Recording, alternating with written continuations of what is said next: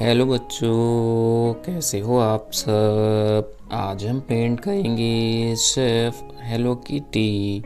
तो देखते हैं इसको पेंट करने में कौन से कलर यूज़ होंगे। Brown colour, orange colour, baby pink colour, blue colour, green colour, red colour.